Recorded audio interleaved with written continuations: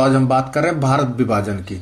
Mountbatten योजना 3 जून 1947 के आधार पर निर्मित भारतीय स्वतंत्रता अधिनियम 1947 के तहत भारत का विभाजन किया गया। इस तरह 14 अगस्त 1947 को पाकिस्तान तथा 15 अगस्त 1947 को भारतीय गणराज्य की स्थापना हुई। इस तरह ब्रिटिश भारत के पूर्वी बंगाल को पूर्वी पाकिस्तान तथा पश्चिमी बंगाल को आज हम भारत के पश्चिम बंगाल के रूप में जानते हैं और पश्चिमी पंजाब को पश्चिमी पाकिस्तान तथा शेष पंजाब को आज पंजाब राज्य के रूप में हम जानते हैं।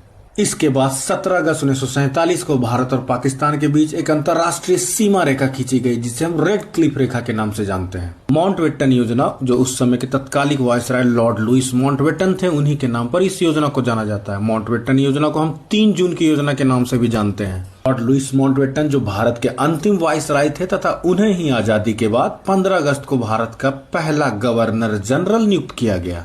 तो स्वतंत्रता के पश्चात भारत के प्रथम भारतीय गवर्नर जनरल कौन थे? तो वो थे सी राजगोपालचारी। श्रीलंका को ब्रिटिश साम्राज्य से कब आजादी मिली? तो श्रीलंका, जिसे उस समय सिलोन के नाम से जाना जाता था, उसे 4 फरवरी 1948 को ब्रिटिश साम्राज्य से आजादी मिली और इसके बाद ये डोमिनियन ऑफ सिलोन कहलाया। 1948 में स्वतंत्रता के बाद सन 1972 में सिलोन ने अपने आप को पूर्ण गणराज्य घोषित किया और इस तरह उसने अपना नाम भी सिलोन से श्रीलंका कर लिया। आइए थोड़ी बात हमारे पड़ोसी देश म्यांमार के बारे में कर लेते हैं। म्यांमार, जिसे पहले बर्मा के नाम से जाना जाता था, उसे ब्रिटिश भारत से वर्ष 1937 में अलग किया गया। म्यांमार की राजधानी वर्ष 2006 से नेपिडो है, जबकि इससे पूर्व इसकी राजधानी रंगून या कहे कि यंगून थी। म्यांमार की मुद्रा क्यात है और म्यांमार से हमारा देश कुल 1643 किलोमीटर की बाउंड्री लाइन साझा करता है।